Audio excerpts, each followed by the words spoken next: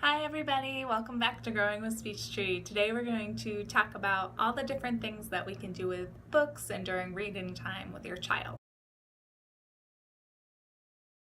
Sometimes kids have a hard time sitting for a whole entire book. So here are some ideas that you can use when you're reading a book with a child with a shorter attention span. Instead of reading the words, pick a couple pages. This one has a lot of things going on. You could talk about what's going on. Oh, look, the bunnies are whispering. I see a raccoon hiding. Another thing to do would just be to read 2 or 3 pages of the story and then talk about what happened. And then the next time they want to sit in your lap and read, you can continue the story and read more pages. Repetitive books are a really great way to work on learning new sentences and phrases that you can do during your reading activity and then use them in other activities throughout the day. This is Brown Bear, Brown Bear, What Do You See? One of my favorites by Eric Carle. So it says, what do you see? And then we say, I see, and this is on every page throughout the book. So we can take these phrases and have your child say them. And then when you go to the park or the grocery store, you might say, I see apples, or I see a slide, and then say, what do you see? And eventually your child may start repeating them as well. Another thing you can do when you're working with books is practice summarizing the book.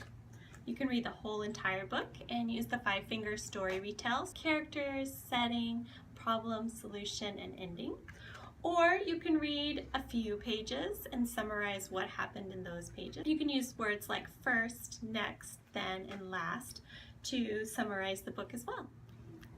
I also love this book for working on prepositions. Some books have little things that slide, little doors that open and close, or they have flaps that you can lift up. So you might say, what's behind the door? Redbird's behind the door. Other books have prepositions as well. You can always talk about where objects or animals or people are. You could say, who is going down the slide? Or what's under the slide? And maybe there's a bird or a ball under the slide. WH questions are really important to ask our children. They help us to know whether or not our child understood the story that we read to them, or for older kids, the story that they read by themselves. Who, what, when, where, why, and we can ask how questions too. So you can read the whole book and ask some WH questions, or maybe just a couple pages, or every page ask a question. It's really, really important for working on our receptive language. Thanks for reading with us. We'll see you next time. Bye!